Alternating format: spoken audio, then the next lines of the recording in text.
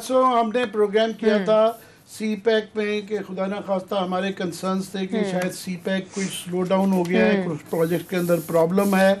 तो आज हमें असद उमर साहब जो कि प्लानिंग के मिनिस्टर भी हैं और सी पैक को भी देखते हैं, तो वो हमारे पास अवेलेबल हैं। तो अस्सलाम वालेकुम असद जी वालेकुम अस्सलाम। जी मैंने कहा आपने आपका एक रिटर्न वर्जन हमारे पास तफसीलन आ गया हुआ है जिसमें आपने वेहेमेंटली डिनाई किया है ये सारी चीज़ों को। वो स्लाइड्स में हमारे यहाँ चल रहा है। मैं क्लासर साहब और मैं जो हमने यहाँ पे बातें की लार्जली मैंने तो मैं वो दोहरा देता हूँ कि क्योंकि वो उस दिन आपसे आप मसरूफ़ थे कैबिनेट में तो आपसे बात नहीं हो सकी, तो ज़्यादा इसकी हमारी बात प्रोफेसर एहसन इकबाल साहब से हुई। तो इसकी अगर कोई उसके अंदर गलत हो तो उनका ज़्यादा कसूर होगा।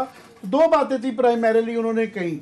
एक उन्होंने कहा कि जो सबसे बड़ा सी पैक का इस वक्त प्रोजेक्ट है ML1 जो कि पेशावर से लेके कराची की जो रेलवे लाइन है उसको जो एक्सपैंड भी करना है, इम्प्रूव भी करना है और उसकी स्पीड जो है 160 किलोमीटर पे ट्रेन की लेके जानी है। उन्होंने कहा जी वो जो है बहुत हद तक स्लो डाउन हो गया, कुछ ने यहाँ तक भी खतरात बताए कि शायद बंद भी हो गया, वो शायद रिव्यू करें चाइनीज़ जो है।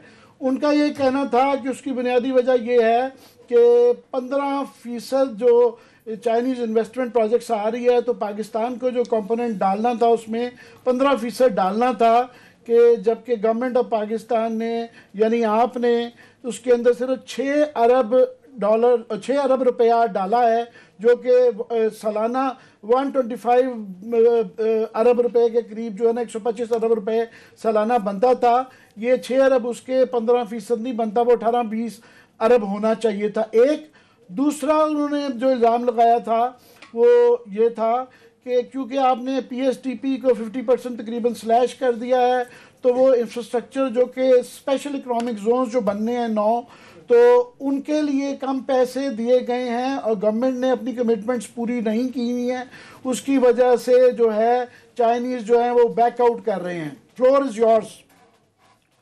सर प्रोफेसर साहब जो है मेरे बड़े पुराने दोस्त हैं जी, मुझसे ज़रा थोड़े से उम्र में ज़्यादा हैं और हमारी बड़ी पुरानी दोस्ती है। तो मुझे लग रहा है आजकल ये जो उनके कायद जो हैं उन्होंने जो तोपें खोली हुई है ना लंदन से बैठ के, उसकी वजह से टेंशन ज़्यादा हुई हुई है, तो वो थोड़े से फैक्ट्स के अंदर कंफ्यूज हो गए।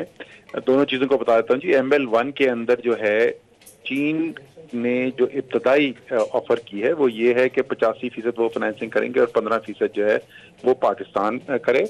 हमने उनको काउंटर ऑफर जो हम कोशिश कर रहे हैं निगोशिएट करने की वो ये है कि 90% वो करें और 10% हम, और उसकी हमारी बातचीत चल रही है।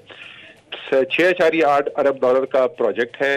उस 6.8 अरब डॉलर में से अगर 10% हमें देने पड़े तो 680 मिलियन डॉलर हैं जो तकरीबन 115 अरब रुपए के करीब बनते हैं, और अगर 15% देने पड़े तो वो एक बिलियन डॉलर बनता है, तो 165 अरब रुपए बन गए।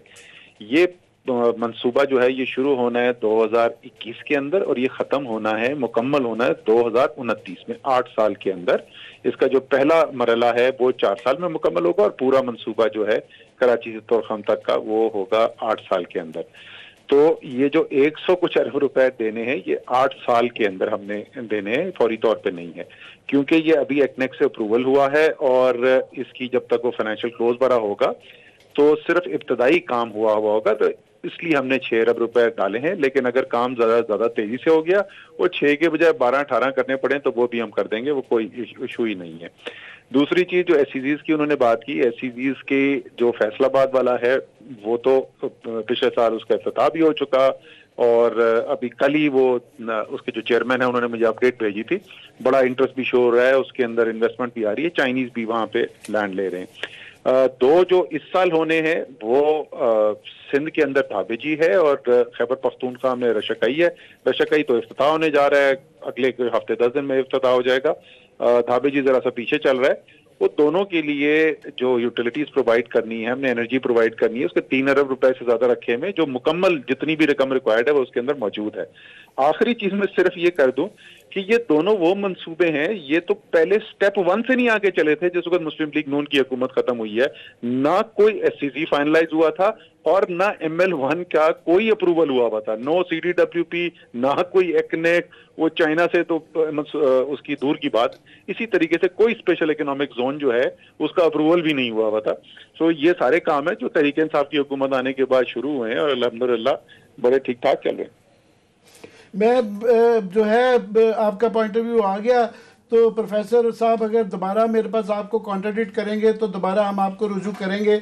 मैं आपका प्रेजेंस का फ़ायदा उठाना चाहता हूं कि महंगाई पे आज जो है गवर्नमेंट की एक पूरी 3 मिनिस्टर्स की एक उन्होंने प्रेस कॉन्फ्रेंस की और हमें ये पता चला था कि आपने ख़ास तौर पे कैबिनेट के अंदर भी जो है ये सच्चाई को टेकअप किया कि चीनी जो है 73% बढ़ गई है आपकी गवर्नमेंट के दौरान और 53% जो है ना वो गंदम बढ़ गई है।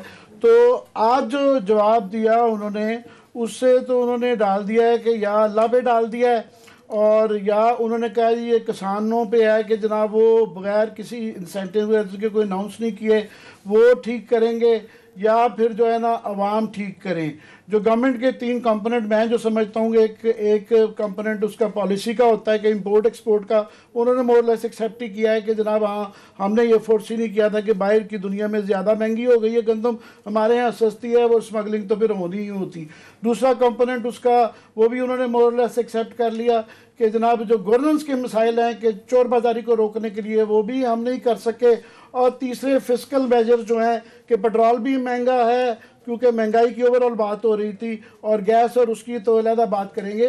तो क्या हम क्या समझें कि महंगाई बस ऐसे ही बर्दाश्त करनी है हमें? नहीं सर, इसके ऊपर जैसे आपको पता है कि वीकेंड में इतवार के दिन शायद हफ्ते या इतवार को वजीर आज़म ने खुद ऐलान किया था कि मैं मंडे से इस पर काम कर रहा हूँ और इसके ऊपर जल्द फैसले भी किए जाएंगे। और इसमें कोई शक नहीं है कि महंगाई की वजह से लोग जो हैं वो मसाइल का शिकार हैं और मुतवस्सित तबका और जो गरीब है उस पर खास तौर पे प्रेशर पड़ रहा है। वो जैसे आपको पता है मैं महीने में एक दफ़ा काबीना को इकोनॉमी के ऊपर प्रेजेंटेशन अपडेट देता हूँ कि क्या आदाद शुमार चल रहे हैं। तो इस दफ़ा मैंने खुसूसी तौर पे महंगाई, क्योंकि ये सबसे बड़ा चैलेंज इस पर नज़र आ रहा था, उसके ऊपर फोकस किया था। तो कल भी वजीर आज़म ने तकरीबन 2 घंटे से ज़्यादा का इजलास है वो पूरी इकोनॉमिक टीम के साथ उन्होंने किया।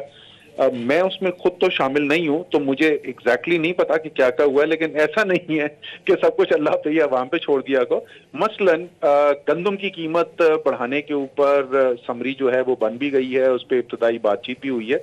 पीर के दिन उसका फैसला होगा ताकि किसान को जायज उसका हक मिले और उसको ऐसी कीमत मिले जिससे वो गंदम ज्यादा उगा सके। इसी तरीके से इंपोर्ट का भी चीनी का फैसला किया गया है, शायद 5 शिप्स का मुझे पता चला है कि फैसला हुआ है। तो खुद भी काम कर रही है हुकूमत, लेकिन हम अल्लाह ताला पे यकीन भी रखते हैं, तो अल्लाह ताला से दुआ भी साथ साथ करते रहते हैं। थैंक यू वेरी मच कि आपने हमें ज्वाइन किया।